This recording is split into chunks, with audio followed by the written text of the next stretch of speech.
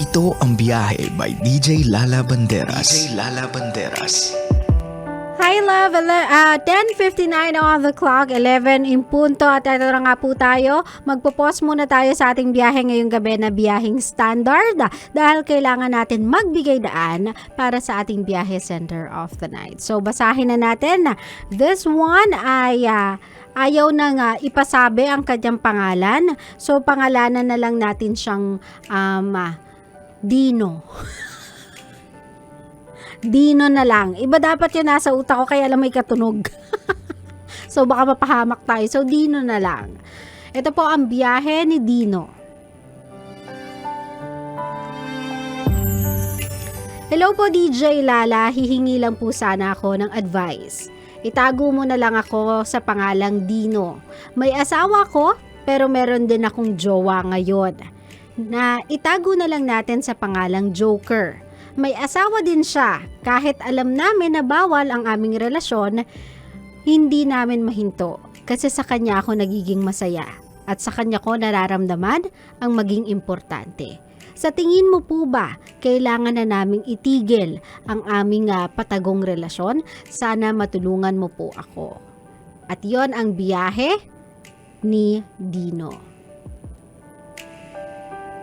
May asawa ka, may asawa siya, at magkalaguyo kayong dalawa.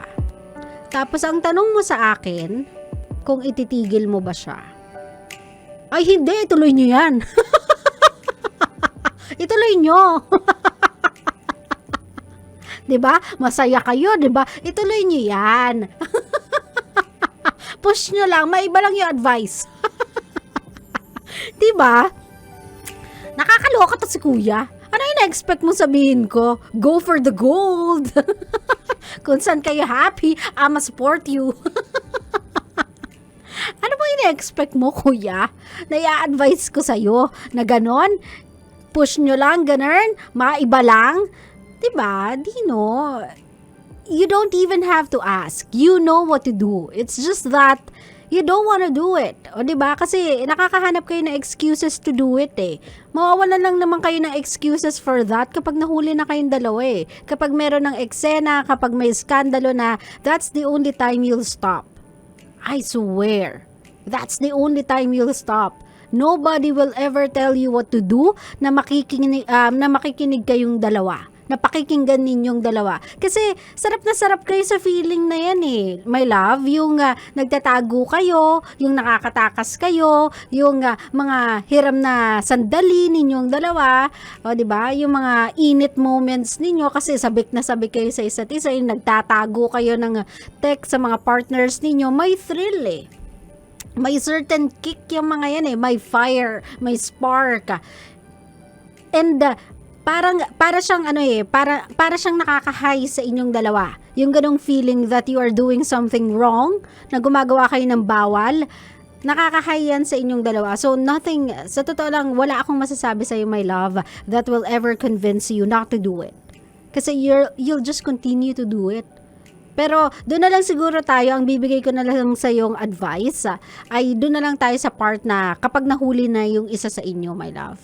Kapag nahuli na lang. Kasi, promise, wala akong masasabi sa inyo that will make you realize something that you guys already know. Wala akong sasabihin sa inyo na hindi nyo pa alam dalawa sa mga sarili ninyo. Alam niyo yan eh. Alam nyong mali, alam nyong nagkakasala kayo, alam nyong kawawa yung mga partners ninyo. Kung kayong pareho ay merong anak, alam nyong kawawa yung anak ninyo, alam nyong kahihiyan ninyo yan. Alam nyo na lahat yan. So, doon na lang tayo after ninyong mahuling dalawa. My love, ganito no, if one of you ay kasal or if both of you ay kasal, just to let you know no, pareho kayong pwedeng makulong sa ginagawa nyong yan. Yes, that is punishable by law kung kayong dalawa ay kasal. Kasi ano yan eh, pakikiabit, yan ay kasalanan, my love.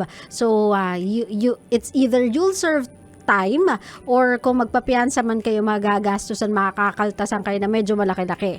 Kung sa tingin ninyo yung relationship ninyo ay worth the risk and worth the fine, o diba, edi go for the gold. Kung marami naman kayong perang dalawa para bayaran yung mga piyansa ninyo, edi go ahead, ipagpatuloy nyo yan. So kapag nahuli kayo din, my love, just to let you know, mawawalan din kayo ng karapatan na if I'm not mistaken, ilalaban yan ng kabilang kampo na mawawalan kayo ng karapatan sa mga anak ninyo. Mawawala sa inyo yung custody nun kasi kayo yung gumawa ng crime, kayo yung gumawa ng kasalanan. So malaki ang laban ng kabilang kampo na hindi na, alam mo yon, na kuhanan na lang kayo ng sustento para sa mga anak ninyo pero wala na sa inyo yung kustodiya ng anak ninyo. Plus, that will be a record para sa inyong dalawa. Magiging legal records. Now, kung wala naman kayong pananagutan sa batas, still, pwede pa rin kayong idemanda ng mga partners ninyo if ever dahil sa mga bata. Dahil sa mga bata yan. So, hingi sila ng sustento. Kapag hindi kayo nagbigay, mayayari pa din kayo. Plus, di ba, skandalo yan sa mga pamilya ninyo. And I'm sure ako, my love, that none of your families will ever accept either of you. Ikaw, Dino, hindi ka i-accept ng family ng girl kasi homewrecker ka, and most definitely, yung kinakasama mo ngayon, kinakalaguyo mo ngayon, hindi rin po siya tatanggapin ng pamilya mo kasi siya ay isang kabet. Ang tingin lang sa kanya ng side mo will be nothing but haliparot. And you cannot contest that. Hindi mo sila pwedeng sabihan ng wag naman kayong ganyan makapagsalita, wag naman kayong wag naman kayo ganyang makahusga. Hindi sila nang huhusga, my love.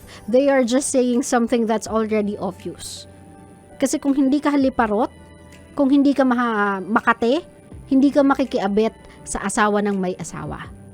Regardless of your feelings. Kasi Dino, ganito, no? Before kayo pumunta dyan sa sinasabi mo nga, sa kanya kasi ako masaya, sa kanya kasi feeling ko importante ako. Before ka umabot sa ganyan, there are a lot of stops or there are a lot of moments that you could have told yourself na, oops, papunta tayo sa isang lugar na hindi natin dapat puntahan kasi ito ay kasalanan.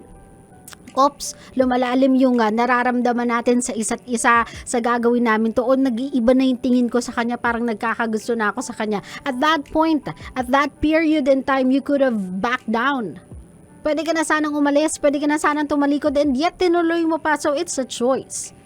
Your cheating is not by mistake, not by chance. It was your choice. It was your choice to commit that mistake over and over and over again. At ang nakakaloka pa dito ay wala kang balls para pakawalan na lang yung pamilya mo kung sasaktan mo lang din naman pala. 'Di ba? Kung sasaktan nyo na lang din pala yung mga partners ninyo, tanungin nyo nga yung mga sarili ninyo or tanungin nyo na lang yung isa't isa para cool, 'di ba? Meron kayong point of conversation. Kung talagang mahal na mahal natin yung isa't isa. Kung talagang antindi ng feelings natin sa isa't isa, bakit hindi natin kayang iwanan yung mga sarili-sarili nating pamilya para sa isa't isa? Ako sasagot sa'yo, para sa'yo, Dino.